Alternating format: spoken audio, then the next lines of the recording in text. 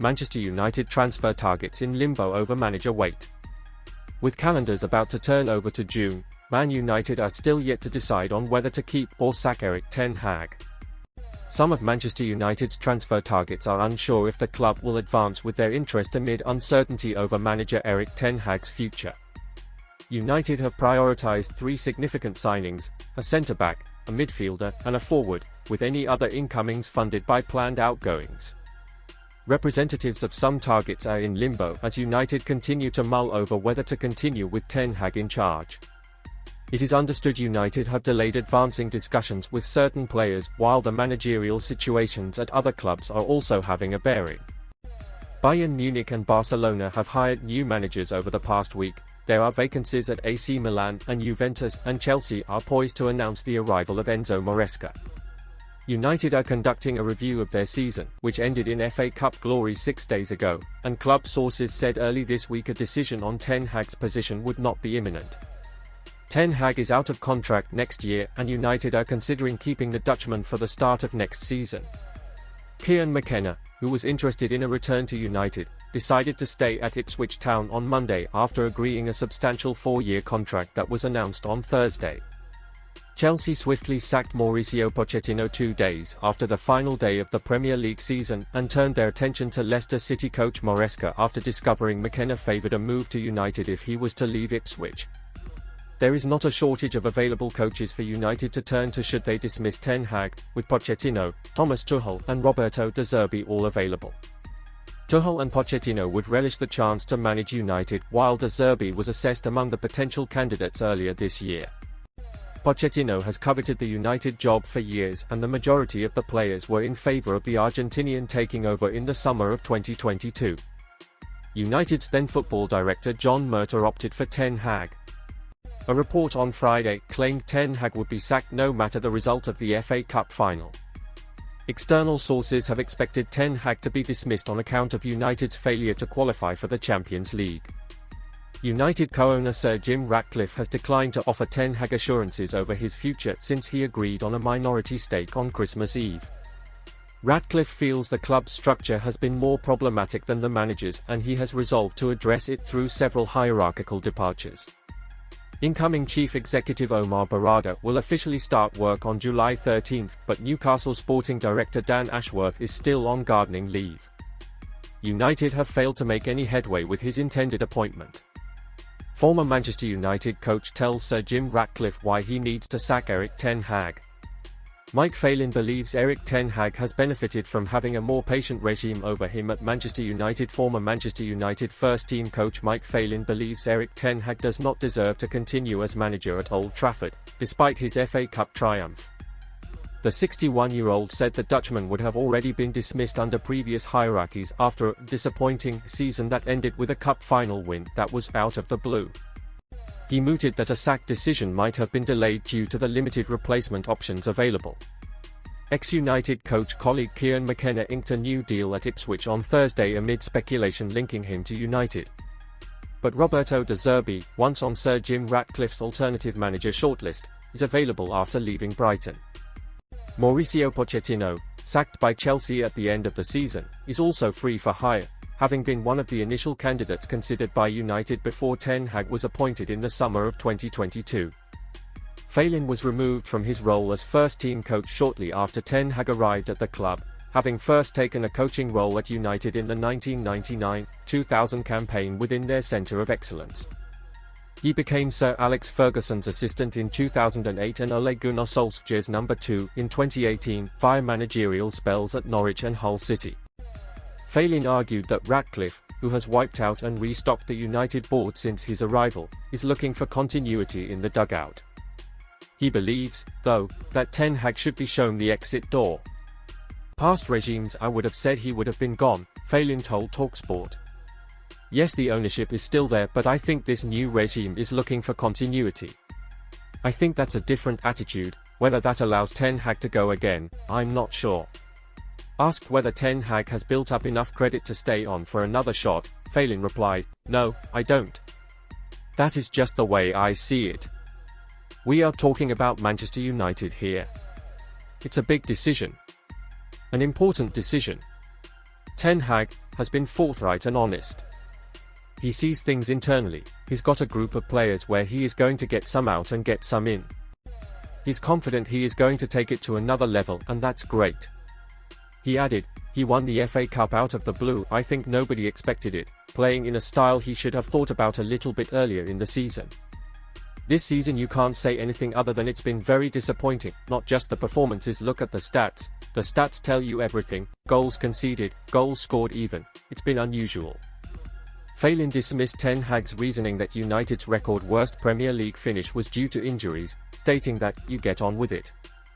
He mooted that Ten Hag might still be in the job due to a lack of alternatives around.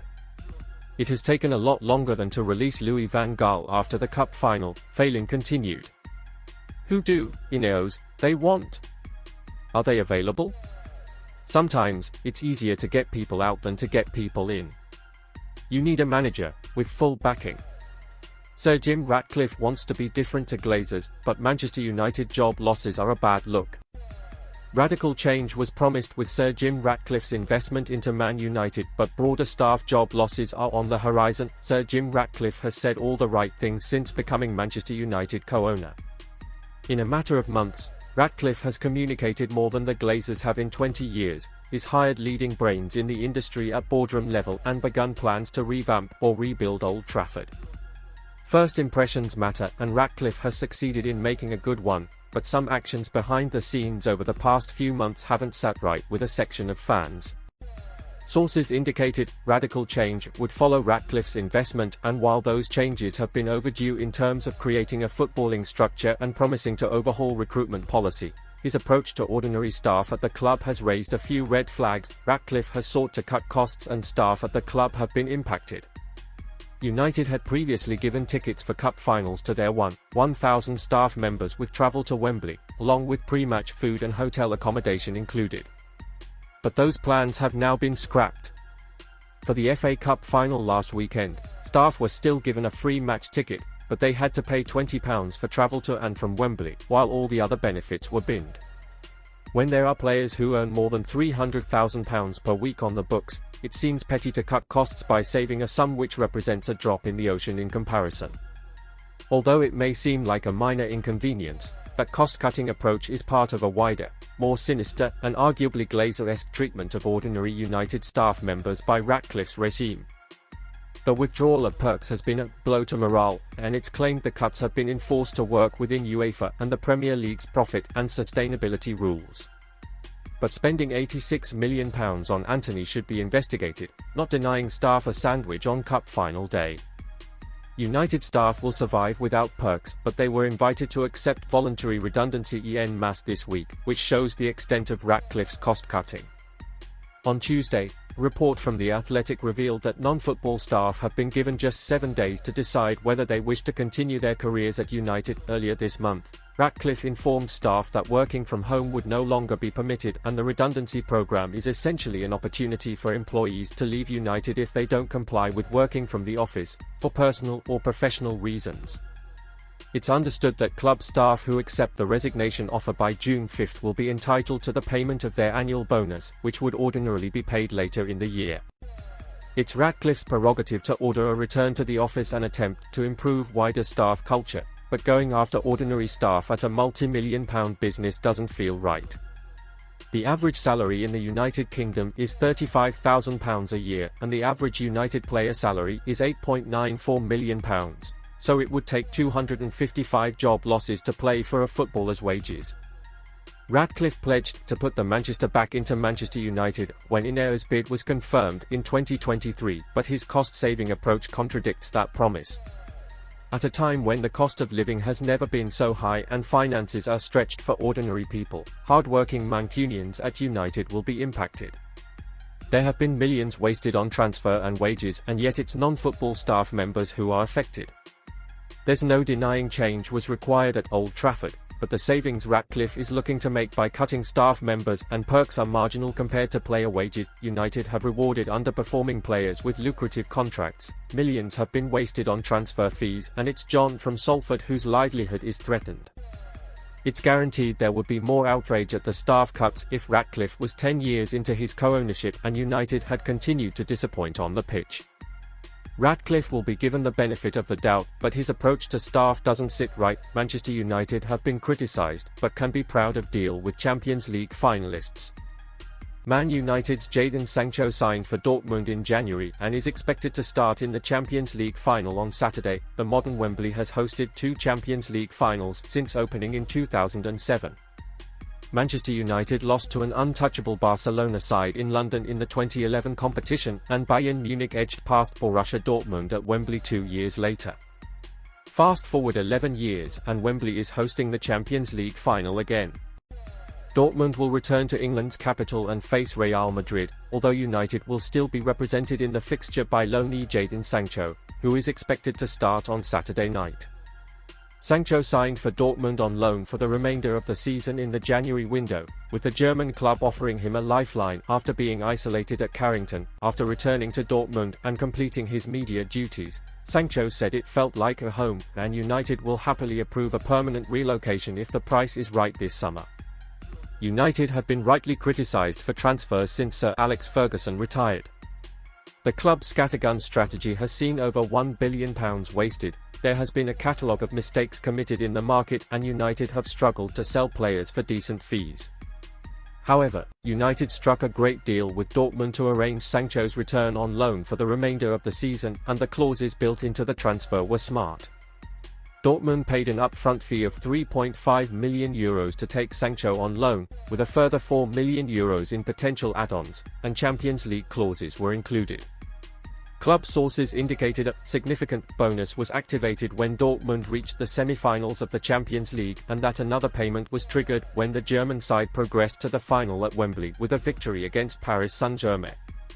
It's understood United will look to sell Sancho this summer, and bids in the region of £30 million will be considered, which could tempt prospective buyers after his recent displays. Speaking ahead of the final, Dortmund sporting director Sebastian Kehl was asked about Sancho and said, "We are so proud, we are so happy that he's in our team at the moment. I can see his smile every day, I can see his performance on the pitch every day. I think he will be very important for us on Saturday. He will show the world that Jadon Sancho is really back."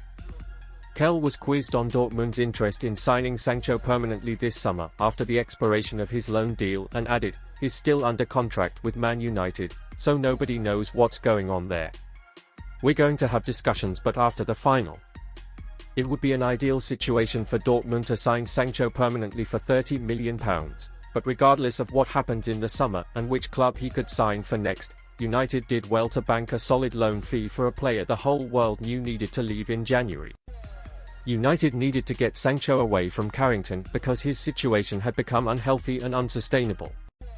He will naturally be close to other players who would have been sympathetic to his predicament, meaning his presence had become an unhelpful distraction.